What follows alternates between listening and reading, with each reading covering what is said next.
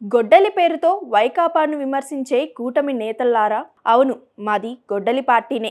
మాది పరశురాముని గొడ్డలి. 2029 ఎన్నికల్లో ప్రజలు జగన్ చేతికి ఇదే గొడ్డలిచ్చి కూటమి పాలనను అంతమొందిస్తారు అని మాజీ మంత్రి కొడాలి నాని పేర్కొన్నారు. వెన్నుపోటుకు 2 ఏళ్లు పేరుతో కృష్ణా జిల్లా గుడివాడ పట్టణంలో వైకాపా నేతలు శుక్రవారం ర్యాలీ నిర్వహించారు. నాని మాట్లాడుతూ, ఈ గొడ్డలి శివునిది, అలానే వినాయకుడు, దుర్గాదేవి చేతుల్లో దుష్ట సంహారానికి ఉంటుంది. దానితోనే జగన్ కూటమి నేతల అవినీతి పాలనను అంతం చేస్తారని అన్నారు. కూటమి ప్రభుత్వం సూపర్ 6 పేరుతో ప్రజల్ని మోసం చేస్తుందని విమర్శించారు. వైకాపా నేత మాజీ మంత్రి అంబటి రాంబాబు ముఖ్యమంత్రి చంద్రబాబుపై మరోసారి దూషణకైతే దిగారు.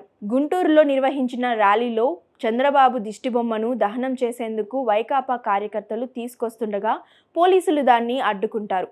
దీంతో పోలీసులతో అంబటి వాగ్వాదానికి దిగారు. ముందస్తు అనుమతి తీసుకోవాలని పోలీసులు సూచించగా, బొమ్మ చంద్రబాబుది కాదు, చంద్రబాబు పాలనను ఎప్పుడో తగలెట్టేశారు అంటూ అభ్యంతకర వ్యాఖ్యలైతే చేశారు. తరువాత అంబటి మీడియాతో మాట్లాడుతూ, 3 మోసగాళ్ల ప్రభుత్వం ఇది. సూపర్ 6 ఇస్తానన్న సీఎం చంద్రబాబు ప్రపంచ మోసగాడు.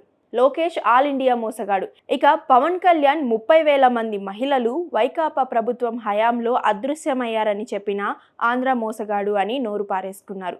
మరి ఈ వివాదం ఎంతవరకు వెళ్తుందో చూడాలి.